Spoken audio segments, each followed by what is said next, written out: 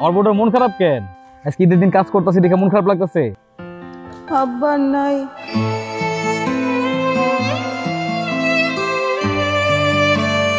আমি তো প্লেনের টিকিট কেটে ফেলছি, আগামীকালকে চলে আসতেছি।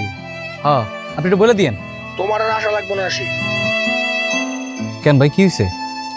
তোমার চাকরি থেকে বরখাস্ত করাইছে ভাই। আচ্ছা রাখি রে ভাই, কাজে লেগে ডাকতেছে।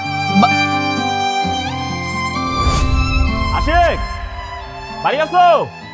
আশিক, না না ভাই, যে কি অবস্থা? এই মনি, একটা টুল নিয়ে আহো।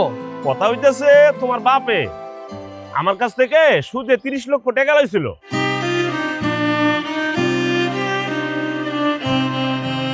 দুদিন পর রানা ভাই ডেট। রানা ভাই টাকার জন্য শান্তি পয়সা, আমার হাতে একটা টাকাও নাই। দাঁড়ান, আমি গয়নাগুলো আনতাছি। আমার স্পষ্ট মনে আছে, আমি আমার গয়নাগুলো এই জায়গায় রাখছি।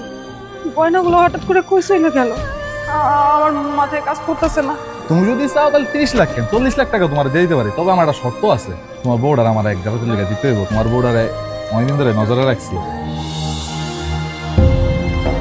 আপনি চাইতেছেন রানা ভাই যেন আপনার কারণে বাড়িটা দখল নিয়ে চলে যাক, এই গ্যাপে আপনি বাইচা যান আর আমার হাতে হারি কেনার পিছনে বাস না।